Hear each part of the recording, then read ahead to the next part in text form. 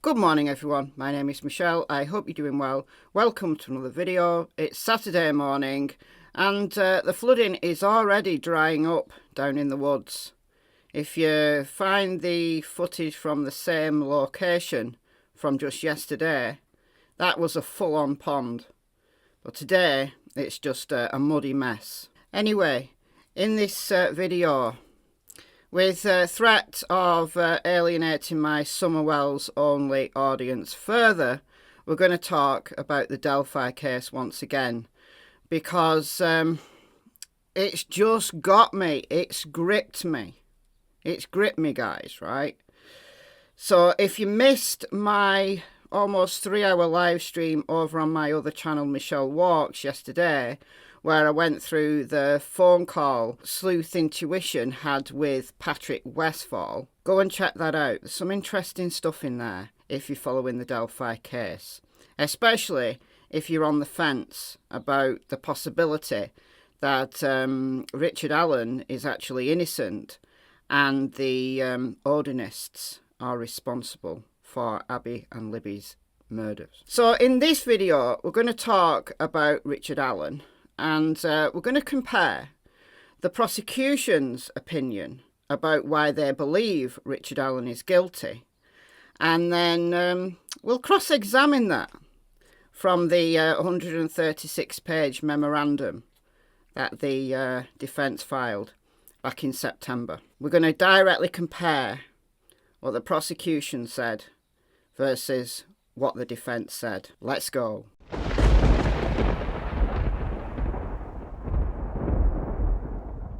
Alright, so the version of the probable cause affidavit that we're going to use is actually an unredacted version. The version that was released was redacted. All the names of the witnesses were taken out. But there is an unredacted version in this document dump that happened on the 27th of June. There's a bunch of documents unsealed by Judge Francis Gull on that date, and amongst these is the motion in question. This was filed on the 20th of April, and it's actually a request from the prosecutor, Nicholas McClelland, for any and all records for Richard Allen associated with his stay at Westville Correctional Facility. So I think this would have been in response to the defence saying that Richard needed to be moved and Richard wasn't doing very well. Within this document, there's actually the PCA, the whole PCA, but with no redactions. It's easier to follow when we use the unredacted version.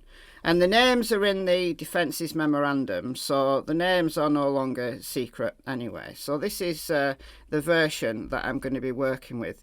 It is word for word, and there's some other stuff at the end relating to this particular motion, but the actual information from the PCA is the same as in the redacted version. We know that Abby and Libby were found just after midday on February 14th, 2017, in the woods approximately 0.2 miles northeast of the Monon High Bridge, on the north side of Deer Creek. Through interviews, reviews of electronic records and review of video at the Hoosier Harvest Store, which is this location right here, investigators believe that victims 1 and 2, so Abby and Libby, were dropped off across from the Mears farm, which is around here, at 1:49 p.m. on February 13th by Libby's sister Cassie. The Mears farm is located on the north side of County Road 300 North, near the entrance to the trails. Well, there's two entrances. You can get in through Freedom Bridge, which is slightly further away. Looks like that would be where the juveniles were headed to. And then you've got the entrance to the trails at Mears Farm. So think that Abby and Libby went that way. Video from victim 2's phone, so that's Libby's phone. 2:13 p.m, Abby and Libby encountered a male on the southeast portion of the Monon High Bridge. And the male ordered the girls, guys, down the hill. No witnesses saw them after this time. No outgoing communications were found on Libby's phone after this time. The bodies were discovered, as we know, on February 14th. Now, there's a little bit more to this. So let's go down here. Investigators believe Richard M. Allen committed this kidnapping, which resulted in the killing of Abby and Libby.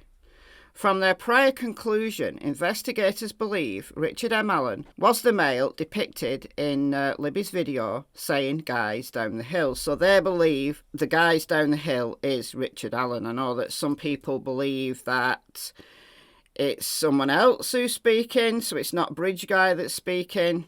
Some people even believe that guys was said by one person and down the hill by another person. I discussed that in a recent video. They believe Richard M. Allen was carrying his Sig Sauer model P226 on that day due to the cycled round matching that firearm that was located within feet of Libby's body. They further believe he was carrying the Sig Sauer P226 from the audio from Libby's video, which investigators believe they hear the sound of a gun being cycled and one of the victims mentioning a gun. Investigators believe that after that time, Abby and Libby were removed from the bridge by Richard to where their murders occurred. So lots of rumours have flown around for a long time about what else is on the Guys Down the Hill video, Bridge Guys video. The investigators confirm here that they believe that there is a sound of a gun being cycled and one of the victims mentioning a gun. So we know that that's what the prosecution actually believes. So perhaps the most important piece of evidence, and the only evidence, according to the defence, that the prosecution have in linking Richard Allen to the crime scene, is that unspent round that was found at the crime scene. There was also a .40 caliber unspent round less than 2 feet away from victim 2's body, between Abby and Libby's bodies. The round was unspent but had extraction marks on it. So it was cycled through the gun, got some extraction marks as it was ejected from that gun. Now, there's lots of people who say that extraction marks from unspent rounds are not as reliable to say this is the gun rather than this is just any gun of that make. To be more reliable, as in, you know, the extraction marks and stuff coming from a particular gun, that round has to be actually fired. So if you find a casing from a fired round, and that extraction data is more reliable. Some people say that this kind of ballistics evidence is pseudoscience anyway, that it's all subjective. But lots of cases do rely on ballistics evidence of this kind. So I'm not willing to throw out this evidence. Not willing to throw that out. I'm willing to accept that maybe extraction marks from an unspent round are less reliable than from a spent casing, but I'm not going to throw this out completely. However, the defence bring in something that is very, very important relating to the collection of that evidence of the unspent round from the crime scene. So now let's go to the memorandum and see what they say about that. So this is what the defence say on page 31 into page 32 of the memorandum. It should be noted, as of the date of this memo, the defence has no photographs of the bullet allegedly found between the girls after it was removed from the ground. So what they're arguing is if indeed there are no photos, now there could be and the defence just haven't received them yet, but if there really are no photos, then there is a loss of chain of custody. That's a big problem for this evidence. No photo or video, for example, shows the bullet as it's being pulled out of the ground. No photo or video of the bullet immediately after it was pulled from the ground. No video or photograph of all sides of the bullet immediately after it was pulled out from the ground. No photographs of the bullet next to a measuring device to show its length. No photos that show what the bullet looked like once it was pulled out of the ground could provide evidence that it's the same bullet that ended up in the evidence locker room. Shockingly, in his deposition, Sheriff Liggett admitted that he had also not seen any photographs of the purported bullet taken once the bullet was pulled from the ground. In other words, the only photos that the defence has found in the discovery that it's received are the bullet still buried in the ground. So it was actually in the ground. I don't know how deeply it was buried in the ground, but it was buried. If that's true, how did the bullet get buried? Because Abby and Libby weren't buried. So how did that bullet get buried? At this time, the defence has no idea if A, photos of the bullet after it was removed from the ground even exist, or 2, the photos exist but the state has not yet turned those important photos over to the defence, or 3, that the defence has missed those photos in the voluminous discovery. Either way, the defence has asked the prosecutor to please locate these photographs. The defence are wanting a Franks hearing to get all the search warrant stuff removed, which would remove from evidence any mention of Richard Allen's guns or his knives or anything that was found at his house. But if that's unsuccessful and this goes to trial, if there are no photos proving chain of custody of this particular unspent round, that to the prosecution proves Richard Allen was at that crime scene, then I don't know how a jury's going to feel about that. As somebody who's been a juror on a murder trial and understands the pressure that jurors are under, you're sending someone to prison for a very long time if you find them guilty. Not very long in the UK generally, but anyway, over in Delphi, Indiana, perhaps, if Richard Allen's found guilty, he'll spend the rest of his life behind bars. So this is a massive issue. Huge issue. This memorandum also states that there's no evidence of Richard Allen's DNA at the scene. Now, we don't know whether there's other evidence that can link Richard Allen indirectly to the scene. If the search warrant information isn't thrown out and the Franks hearing is unsuccessful, then there could have been things on Richard Allen's clothes. If there's evidence of Abby and Libby's DNA or blood on any clothing item that they retrieve from Richard Allen's home, that's a massive red flag. We have heard from it was actually the search warrant information for Ron Logan's property, where we got a little bit of information from the crime scene that there were animal hairs found at the crime scene. And we know that they took hairs from Richard Allen's own animals. It's even alleged that they dug up his dead cat to get the hairs from that animal. There's no mention of animal hairs being found at the crime scene in the memorandum, and there wouldn't be any information about it necessarily in the PCA, because they'd not yet done those investigations into those animal hairs, possibly belonging to someone from Richard Allen's house. So there's a lot that the prosecution might have that does link Richard Allen to that scene. At this moment in time, though, we have no idea. We have no idea what that might be. Now, the defence might not have mentioned it because that fits up their client, doesn't it? They don't want that. But if that evidence isn't there, if they did not find any evidence of Abby and Libby's DNA, blood, etc., on any items of Richard Allen's, if there was no items belonging to Abby and Libby in Richard Allen's possession, And the only thing that links Richard Allen to that crime scene is that unspent round, which may not even have a chain of custody. That's a problem. But we know that juries like direct evidence. And what's direct evidence? Well, that's from witnesses. Ideally, eyewitnesses, photos, surveillance videos that actually show the murder taking place. You know, if someone was actually there videoing the event, as in what happened with George Floyd. Do you remember George Floyd?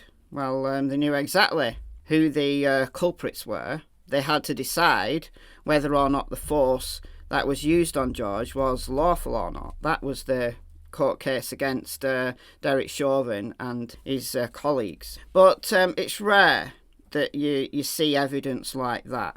Very rare. In this case, there were some witnesses, not to the murder. No one saw that. There's no evidence of Abby and Libby being on those trails after the Bridge Guy video that was at 2:13. We know that Libby's dad got there about 3:15ish. So by 3:30, Derek, Libby's dad, was searching those trails. He knew they'd gone to the bridge. He was on that bridge. He was speaking to people. They'd not seen them. And it's likely that the girls had been abducted and murdered by 3:30 at the latest. So whatever happened, whoever did this to Abby and Libby, it was between 2:13 and approximately 3:30. Now, let's talk about what Richard said about him being there. Let's talk about the witnesses who claim to have seen him. So from the PCA, we read this.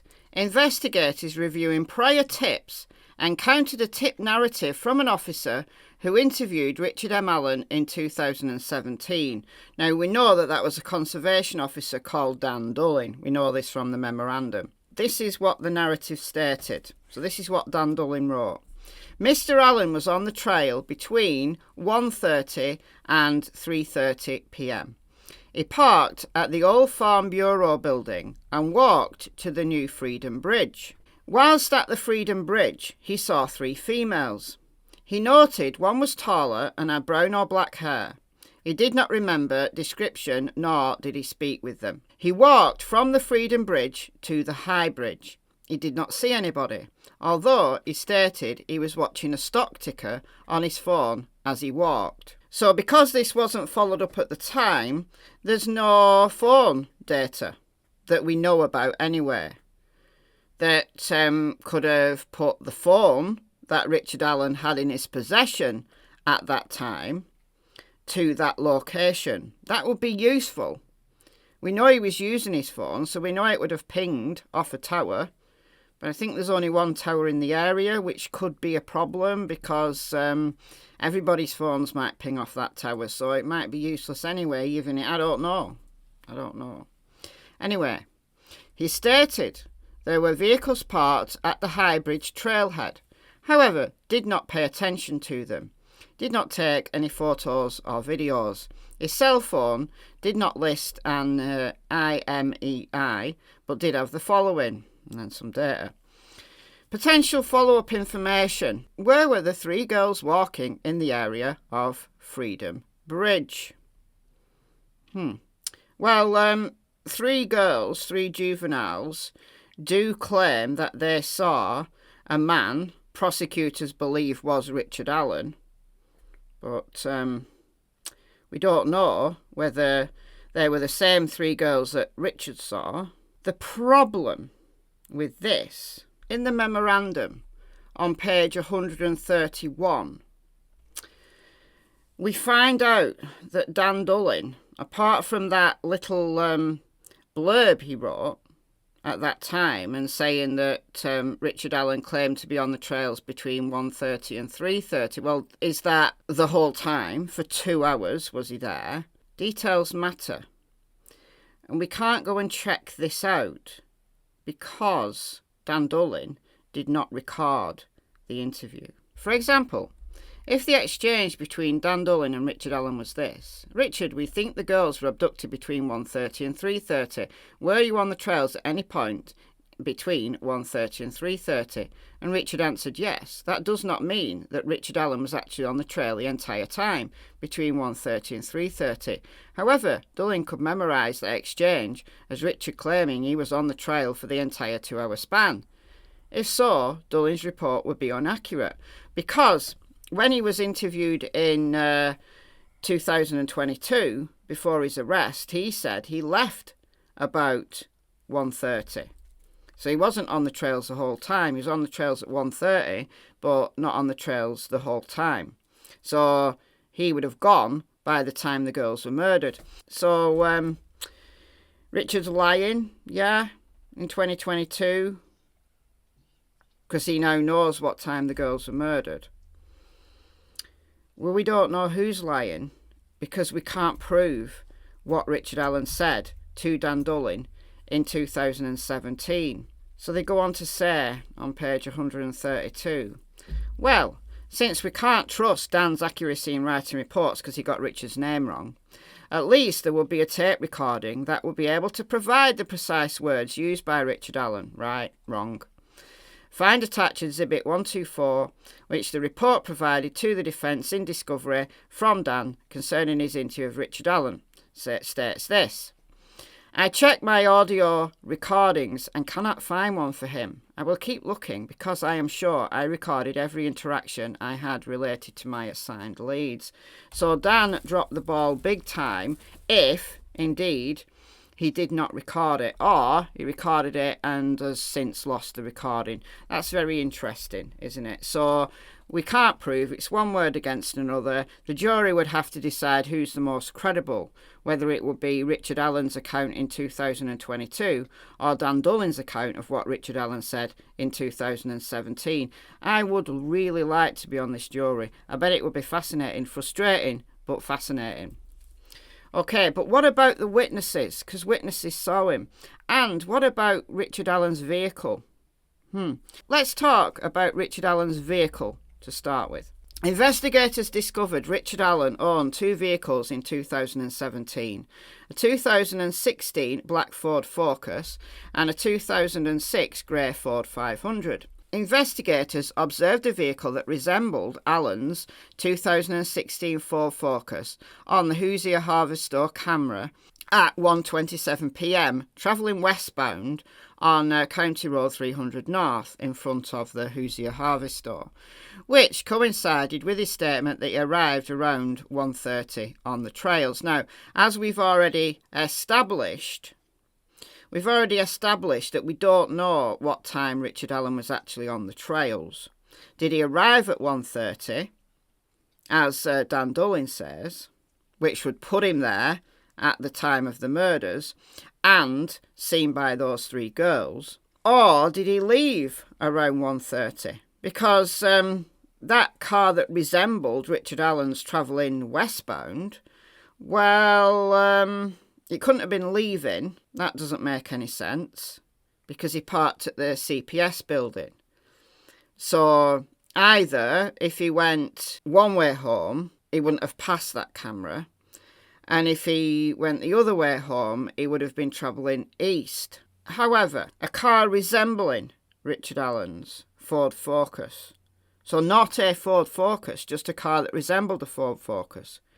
And we know from the witnesses who were alleged to have seen a vehicle there at the CPS building, we know just how difficult it is to identify a Ford Focus. They could be mistaken for all sorts of different vehicles, because investigators note witnesses described the vehicle parked at the former Child Protective Services building as a PT Cruiser, a small SUV, or a smart car. Investigators believe those descriptions are similar in nature to a 2016 Ford Focus. In what world does a purple PT Cruiser and a smart car resemble a 2016 Ford Focus? They don't look remotely similar to me.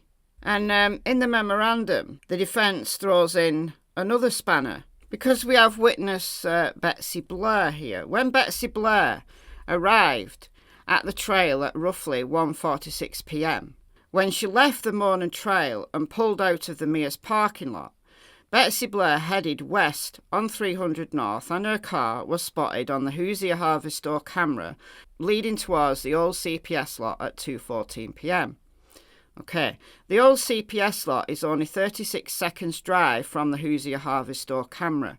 Giving Betsy Blair a full minute to drive from the Hoosier Harvester store to the old CPS would mean that Betsy Blair would pass the old CPS lot around 2:15.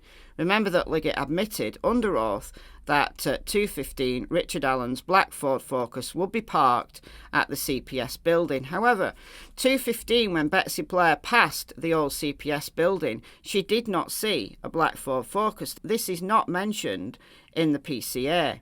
The car that Betsy Blair observed as she passed the old CPS building at 2:15 looked nothing like a black Ford Focus.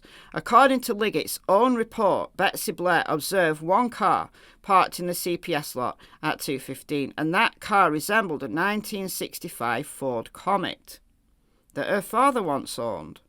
The shape has sharper angles. Again, to whom did Betsy Blair provide this description of a 1965 Ford Comet-looking angular in appearance vehicle?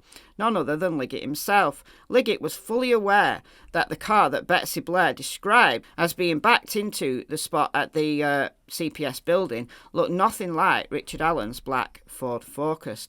But Liggett concealed that information from the judge. That information is not in the PCA. I've already said that if Richard left at 1:30 and he drove from the CPS building kind of north and then went west, he wouldn't go past the camera at the Hoosier Harvey store. If he went the other way, he would have passed it going east. Now, we don't know whether there was a Ford Focus that passed around that time that the prosecution haven't mentioned. We don't know. We don't have that information. But also something that has interested me since the PCA came out is how did the killer, whether that's Richard Allen or anybody else, leave the scene? Well, we have information from someone called Sarah Carbo. Let's talk about Sarah. Investigators spoke with Sarah Carbo, who stated that she was travelling east on 300 North on February 13th and observed a male subject walking west on the north side of 300 North away from the Monon High Bridge. Sarah advised that the male subject was wearing a blue coloured jacket and blue jeans and was muddy and bloody. She further stated that it appeared that he had gotten into a fight. Investigators were able to determine from watching the video from the Hoosier Harvey store that Sarah Carbo travelled on County Road 300 North at approximately 3:57. All right, so how did the killer get from 300 North to the CPS building without being caught on the Harvey store camera? So they'd have had to come out of the trails further west than the camera. So how did Sarah Carbo see the killer? Where was she when this muddy and bloody person, who the prosecution think is Richard Allen, passed by? And how come that muddy and bloody man is not on that camera? It's captured all the cars going by, allegedly. Why is it not captured the killer? Or has it, and that killer isn't Richard Allen? Because in the memorandum we hear another lie. We hear this. According to Liggett's affidavit, at approximately 3:57, Sarah Carbo observed a man walking westbound on County Road 300 North. Sarah Carbo headed eastbound on County Road 300 North, operating her motor vehicle while simultaneously observing this man walking towards her on the opposite side of the road. That same man that Sarah Carbo described for the sketch artist on June 19th, 2017. We will be discussing Sarah Carbo's description of that man later. All right, so we've got to go later. Okay, this is all talking about the sketches, which are a massive problem. Sarah Carbo's sketch was released first. That's the older man. Betsy Blair, who saw the man on the Monon High Bridge, swears down that she saw a young man, but her sketch was concealed from the public until 2019, when they started looking for a young man. Now, the older sketch, in my opinion, looks more like Richard Allen, but the young one doesn't. And Betsy Blair, who saw the man around 2 o'clock on the Mourne Bridge, saw a young man. And the photo that Libby took of Abby at 2:07, there's no man standing on platform 1. So where did that man go? Okay, but anyway, Sarah Carbo, where is she? This is a shit show. This is an absolute shambles. It's a shambles, I'm telling you. I'm telling you. The prosecution are in trouble, I'm telling you. Alright, here we go. The problem is that in 2017, Sarah Carbo told Liggett to his face that the man she observed walking west on 300 North was wearing a tan-coloured coat, a lighter coloured coat, not a blue jacket. This is a problem because the colour of this man's coat did not match the coat of the 20-year-old boyish-looking man with the puffy brown hair that Betsy Blair observed on the High Bridge around 2 p.m. According to Liggett, both of these men were Richard Allen. Another way to put it is that Liggett has asserted that sketch number 1 and sketch number 2 are the exact same man, Richard Allen. Carbo saw a man walking on 300 North wearing a jacket. Liggett needed the colour of that jacket to match the colour of the jacket worn by the man Betsy Blair had observed on the High Bridge at 2 p.m. Because Liggett is claiming that both of these are the same man, Richard Allen, the problem was that Carbo did not observe the man walking down 300 North wearing a blue jacket. She observed a tan jacket.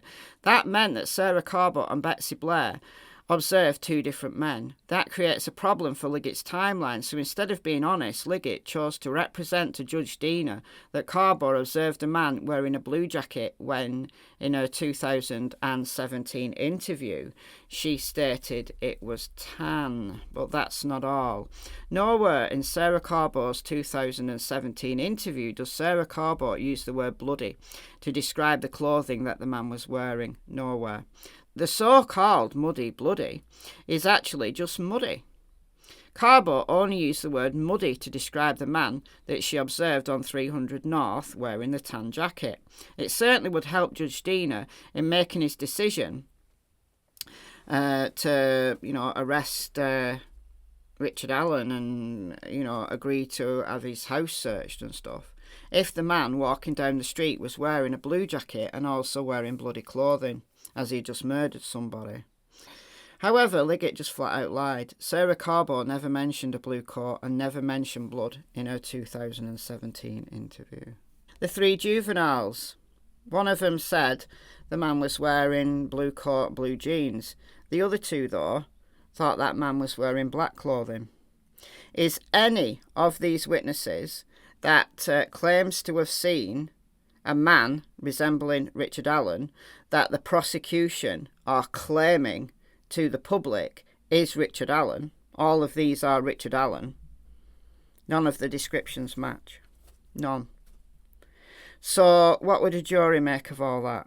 Unreliable witnesses, inaccurate testimony. That's another problem. That's a big problem. Alright guys, let me know what you think about all of this in the comments below. I'm going to put a poll up later today on my community wall. And I just want a show of hands to see who thinks, based on what we know now, whether Richard Allen is guilty or innocent. So look out for that later today. Alright guys, enjoy the rest of your day. See you very soon in the next video.